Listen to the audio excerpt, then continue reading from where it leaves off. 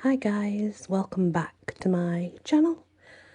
So this is actually the Sleeping Beauty, but it's a French version, so I'm not sure if it's going to differ slightly.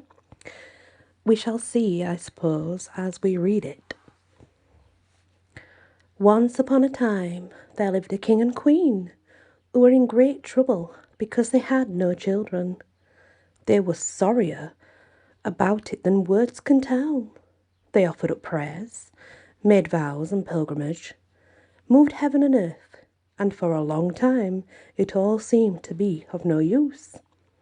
At last, however, their wish was granted, and the queen became the mother of a baby girl. Such a fine christening was never seen before. All the fairies who could be found in the country, there were 7 of them, were invited as godmothers of the little princess, as each one was bound to bring a fairy gift. This being the custom with the fairies of those times it was. It stood to reason that the princess would have everything she could think of to make her perfectly good and beautiful and happy. After the christening was over, the whole company went back to the king's palace, where there was a great festival in honour of the fairies. A magnificent banquet was spread for them, and in front of each fairy was set a solid gold casket, holding a knife and fork and spoon of beaten gold, studded with diamonds and rubies. But as they all took their places at the table, along came an old fairy, who had not been seen for many years, at least the last 50 years. She never came out of her tower, so everybody believed her either dead or under some sort of spell. The king ordered that a place should be laid for her, but there was no means of giving her a solid gold casket, like those that had been put before the others, because only 7 had been made for the 7 fairies who were expected. The old crone, this being the old fairy, a fairy and a crone, a witch and a fairy are the same thing. Back then, anyway, just so you know, it was believed that witches were the fae, and fae were the witches. So yeah, the old crone fancied herself slighted, and muttered some threat or other between her teeth. Now, one of the young fairies, who happened to be near, heard this, and guessing that the old fairy might revenge herself by dowering the little princess with some piece of ill luck, she hid herself behind the tapestries as soon as the company had risen to speak, and could repair as far as possible any evil that the old fairy might be intending, because she could hide until she was needed. Meanwhile, the fairies began to bestow their gifts upon the princess. The youngest promised, as her gift, the princess should be the most beautiful woman in the world. The next, she would be cleverer than any mere mortal could hope to be. The third, that whatever she should set her hand to, she would do it with most exquisite grace. The fourth, that she should dance divinely. The fifth, that she should sing like a nightingale. And the sixth, that she should be complete mistress of every sort of musical instrument. Then came the old fairy's turn, shaking her head, more through spite than through age. She said that the princess would one day prick her hand with a spindle and die forthwith. This terrible prophecy made the whole company shudder, and there was no one there who did not feel ready to cry. Just in the nick of time, the young fairy came out from behind the tapestry. "Reassure yourselves, king and queen," she said, speaking at the top of her voice. "Your daughter shall not die. It is true that I have not the power to prevent altogether what my old friend has decreed. The princess will indeed prick her hand with a spindle, but instead of dying, she will fall into a deep, deep sleep. And this will last 100 years, at the end of which time a king's son will come to wake her. The king, who did all he could to ward off the doom pronounced by the old fairy, issued an edict forbidding anyone to use a spindle or even to have one in the house on pain of death. After 15 or 16 years, while the king and queen had gone to one of their pleasure houses, it so fell out that the princess was playing in the castle, running through the rooms and climbing up the stairway after stairway. At last she came to the very top of a turret and found herself in a little garret, where an old woman sat all alone, working with her spindle. "What are you doing there, my good woman?" said the princess. "I am spinning, my pretty child," answered the old lady, who did not appear to recognise her. "Oh, how nice it looks!" exclaimed the princess. "How do you manage it? Do give it me. Let me see if I can do it as well as you." No sooner had she taken the spindle, catching hold of it a little roughly in her eagerness, or perhaps it was only the decree of the fairies that ordained it so, than it pricked her hand and she fell into a swoon to the ground. The good old lady, who seemed in a great state of alarm, cried for help. From every side the servants came running. One of them threw water in the princess's face. Another loosened her collar. Another slapped her hands. Another bathed her forehead with Queen of Hungary water. But nothing would restore her. Then the king, who had come back to the palace and rushed upstairs as soon as he heard the noise, remembered the prophecy of the fairies, judging shrewdly enough that this was bound to happen. Since the fairies had said so, it was bound to, and he had the princess put in the most beautiful room in the palace, upon a bed embroidered with gold and silver. You would have said it was an angel lying there, so lovely was she, for her swoon had not robbed her complexion of the glowing tints. Her cheeks were still rosy, and her lips were still like coral. Her eyes were shut, but you could hear her soft breathing, and see clearly enough that she was not dead. He gave orders that the princess should be left to sleep undisturbed until the time for her awakening should come. The good fairy, who had saved her life by dooming her to sleep for 100 years, was in the kingdom of Mataquin, 12,000 leagues away, when the accident happened to the princess. But the news was soon brought to her by a little dwarf, who had 7-league boots, so that he could go 7 leagues at one step. The fairy started off. At once she started off directly, and before an hour was over, she had arrived at the castle, in her chariot of fire drawn by dragons, and had come down into the courtyard of the castle. The king went to her and gave her his hand to help her out of the chariot. She approved of everything that he had done, but as she was very far-seeing, she thought that when the princess should come to wake, she would be frightened at finding herself all alone in the old castle. What was there to be done? How could this be avoided? The fairy soon found a way out of this difficulty. She touched with her wand everyone who was in the castle except the king and queen, governesses, ladies-in-waiting, chambermaids, courtiers, officers, stewards, cooks, scullions, errand boys, guards, beadles, pages, footmen. She touched every single one of them,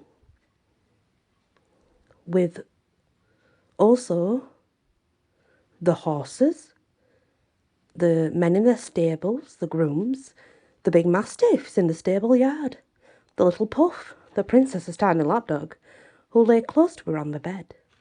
The very moment that she touched them, as their mistress should wake too, so they would also wake and attend upon her necessary. She put them all to sleep. Even the spits which were turning out the fire, laden with partridges and pheasants, they went to sleep as well, and the very fire itself laden to sleep. The fairies did not take long over their work. Then the king and queen, having kissed their much-loved daughter without waking her, left the castle, and published a proclamation that no one was to approach it, whoever they might be. The proclamation proved quite needless, for in a quarter of an hour there had grown all around the park such a vast number of trees, large and small, brambles and briars, all intertwined one with the other, that neither man nor beast could have made a way through them. So thick and high was the growth that you could not see nothing more than just the tips of the castle towers, and that was only from a long way off. You may take it for granted that this was another piece of the fairy's handiwork, and all arranged so that the princess, while she slept, should have nothing to fear from inquisitive strangers. At the end of 100 years, the son of a king who was reigning at that time, and who did not belong to the same family as the sleeping princess, was hunting in the neighbourhood, and asked what were those towers that he saw, peeping up above the dense forest. "Can you see them?" he said. "What are those? What are those?" Everyone told him what they had heard. Some said it was an old castle haunted by spirits. Others that all the sorcerers in the country gathered there to celebrate their rites. The most common belief was that an ogre lived there, who carried thither all the children he could lay hands on, and ate them up at his leisure, without anyone being able to follow him, because he alone was able to force his way through the woods. The prince was wondering what to think, when a peasant came forward. 50 years ago, my prince," said the peasant, "my father told me a princess is in the castle, the most beautiful princess that you ever would have seen, he said. And she was sleep there for 100 years, he told me. He did. He told me, too, that she would be wakened by a king's son, whose bride she was destined to be." When he heard this, the young prince was on fire with eagerness. Without worrying about any difficulties, he believed the adventure as good as accomplished, and, urged forward by thoughts of love and of glory, resolved to see straight away what was to be found there. Hardly had he reached the outskirts of the wood, when all the great trees, the brambles and the briars, parted of their own accord to let him pass through. He marched onward to the castle, which he saw at the end of a great avenue, down which Julie made his way. It surprised him a little, however, to notice that none of his companions had been able to follow him, because the trees closed together again as soon as he had gone past. But a young man, and a prince, and a lover to boot, is ever valiant. He did not allow himself to pause in his path, and soon came to a large outer court.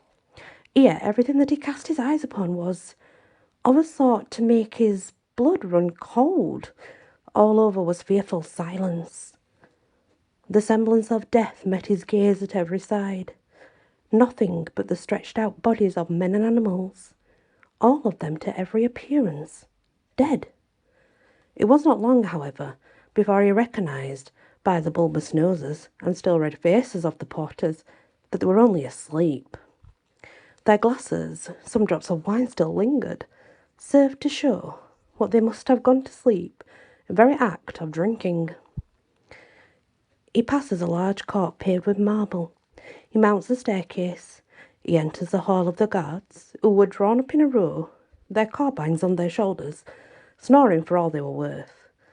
He goes through several rooms full of lords and ladies, all asleep, some upright, others sitting down. At last he enters a gilded room, where he saw upon a bed, the curtains of which were open at each side, the most beautiful sight that he had ever known. He had never seen nothing so beautiful than the figure of this young girl, who seemed to be about 15 or 16 years old. Her beauty seemed to shine with the almost unearthly radiance. He drew near in trembling wonder and knelt down by her side. Just then, as the end of her enchantment was come, the princess woke, and looking at him with a glance more tender than a moment's acquaintance would seem to warrant. "Is it you, my prince?" she said. "How long have you kept me waiting?"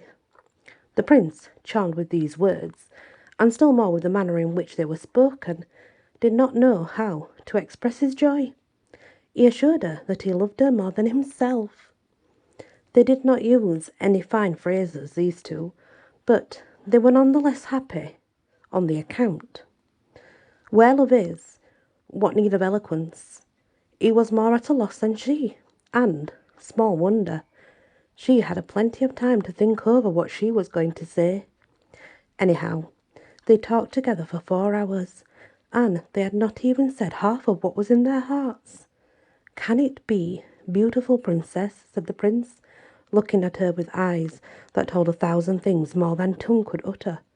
"Can it be that some kindly fate ordained that I should be born expressly for you?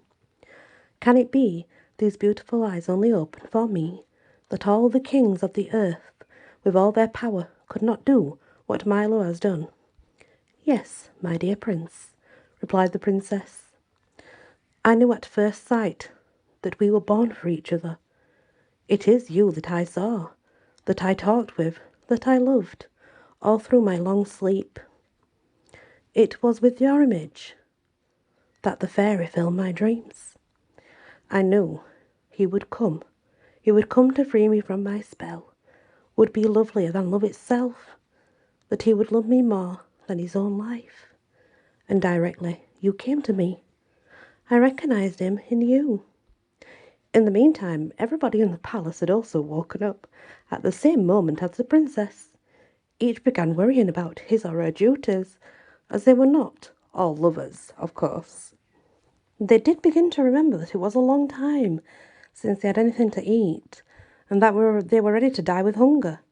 The lady in waiting, as famished as the rest, grew impatient and called to the princess that supper was ready. The prince helped the princess to get up. She was fully and very magnificently dressed, but he was careful not to remind her that her ruff and farthingale were after the fashion of his grandmother's time.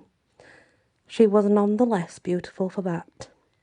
They passed into a saloon with mirrors all round the walls, and there they had supper. The musicians with the fiddles and hautboys played some old pieces of music, excellent in their way, though 100 years had gone by since they were heard last. After supper, without losing any time, the chief chaplain married the prince and princess in the chapel, and they retired to rest. They slept little. The princess, to be sure, after her 100 years, had no great need of sleep, and as soon as morning broke, the prince left her and returned to the town, for he knew the king, his father, would be growing anxious about him. The prince told him that when hunting, he had been lost in the forest and had spent the night in charcoal burners in a hut and had made his supper of black bread and cheese. The king, his father, who was an easygoing fellow, believed him, but the queen, his mother, would not be so easily persuaded. She noticed that the prince was always going hunting and seemed to always have an excuse or other for staying away several days, and she had a shrewd suspicion that he had a sweetheart somewhere or other. She often tried to get him to tell her all about it by hinting that he should be contented with his life at the palace, but he never dared trust her with a secret. He feared her, although he loved her, for she came of a family of ogresses, and the king had only married her for wealth.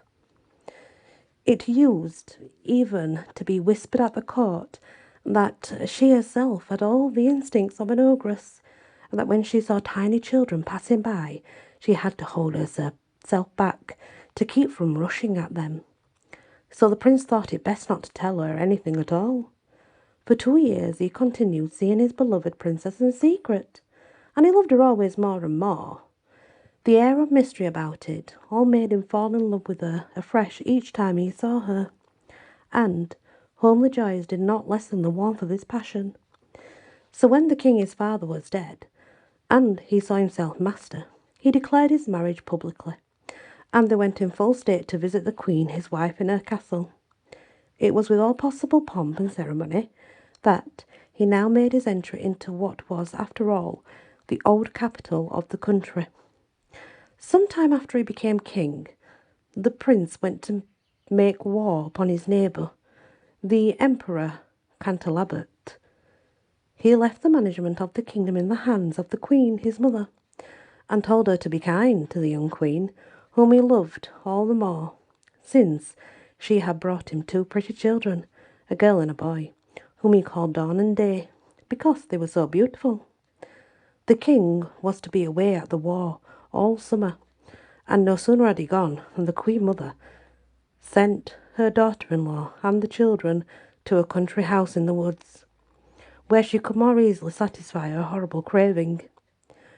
She went there herself some days afterwards, and said one evening to the steward, "Master Simon, tomorrow I mean to eat little Dawn for my dinner." "Oh, madam," says the steward. "I wish it," replies the Queen Mother, in the tones of an ogress hungry for flesh of young victims. The poor man, seeing that it would be no use trying to thwart an ogress, took his big knife and went up to little Dawn's room. She was just 4 years old, and she ran to him, laughing and skipping, and threw her arms right around him, and she asked if he had brought her some sweet stuff. The knife fell from his hands, and he went to the yard and cut the throat of a little lamb instead. This he served up with some sauce, which was so delightful that the Queen Mother vowed she had never tasted anything better in her life. In the meantime, he carried off little Dawn and gave her to his wife, who hid her in their own quarters at the bottom of the yard. About a week afterwards, the wicked Queen Mother said to the steward, "Master Simon, I want to eat little Day for my supper."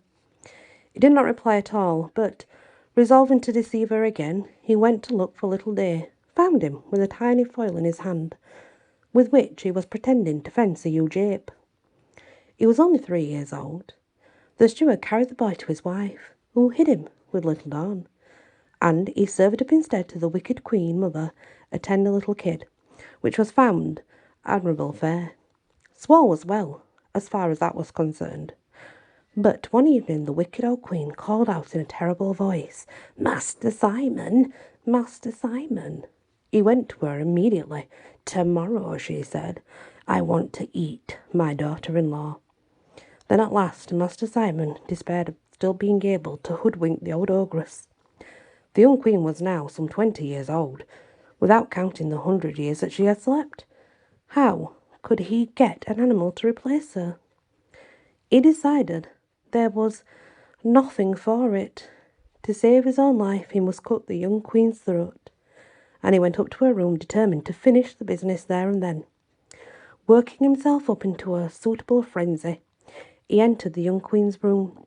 He did not wish, however, to take her altogether by surprise, so with great respect, he told her of the orders he had received from the Queen Mother. Kill me, she said, offering him her neck. "Fulfill the command that has been given to you. I shall only be going to see my children again, my poor children whom I loved so well." She believed them dead, as they had been taken away without anything having been said to her. "No, no, madam," replied Master Simon, his heart softening. "You shall not die. You shall not go see your dear children again. But it shall be in my house, where I am keeping them. You'll see them alive, not dead, alive. In my house I am hiding them.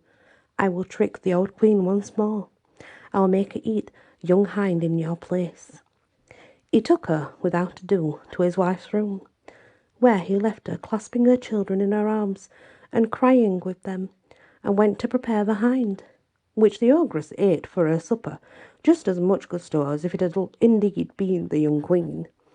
She was in fact quite delighted over her own cruelty, and had made up her mind to tell the king when he came back that some ravenous wolves had eaten his wife and 2 children. One evening, while the old queen was roaming about the courts and yards of the castle to see if she could sniff out some fresh dainty young ones, she heard in one of the back rooms a little Day, who was crying because his mother was going to whip him for being naughty. She also heard little Dawn asking forgiveness for her brother. The ogress recognised the voices of the young queen and her children.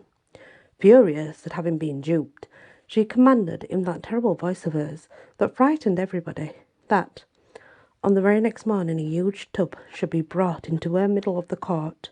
It should be filled with toads, vipers, adders, and all sorts of reptiles, and the young queen and her children, Master Simon, his wife, and the servant were all to be thrown in it together.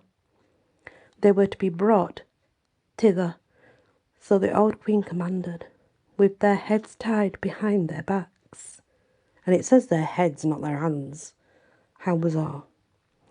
They were already there. The executioner stood in readiness to throw them into the tub, when the young queen asked that at least she should be allowed to bid her children a good farewell. The ogress, as wicked as she was, consented. Alas, alas, cried the poor princess, must I die so young? It is true that I have been a good while in the world, but I have slept 100 years, and surely that ought not to count. What will you say, what will you do, my poor prince, when you come back, and find that your little Day, who is so sweet, and your little Dawn, who is so pretty, are there no longer, to throw their little arms around your neck? And that even I myself am no longer there to greet you. If I weep, it is your tears that I shed. Perhaps I dread to think it. You will take vengeance for our fate upon yourself. I ask for you, miserable wretches, who do an ogress bidding. The king will have you put to death, burnt to death on a slow fire. The ogress, when she heard these words, which went so far beyond a mere farewell, was transported with rage and cried, Executioners, do your duty. Throw this babber into the tub. There, they, and then, approached the queen, and took hold of her by her dress. But just at that moment, the king, whom no one expected to arrive so early, came riding into the court. He had come post-haste, and he asked, in his astonishment, what was the meaning of this horrible sight. No one dared to tell him.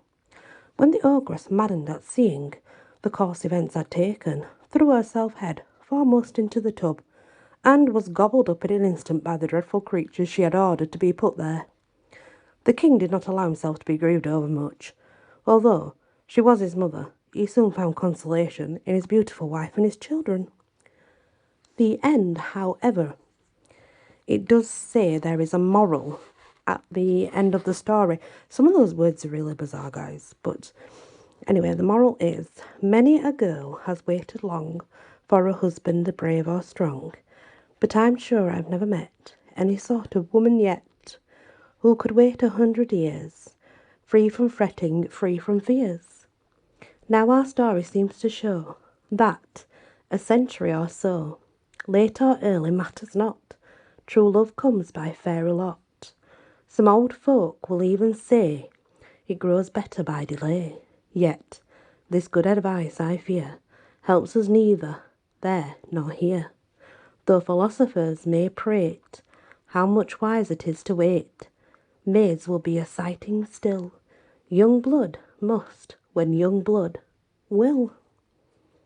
The end. That's an actual fairy rhyme. I actually do remember it. So it's not why it's the ending to this French version. I don't know, but I do know that that moral is a fairy rhyme that I've heard from somewhere else. So anyway, that was different because in the Sleeping Beauty I know there's no ogress. So that's cool. I like that. Thanks for listening, guys. I appreciate it. And many blessings.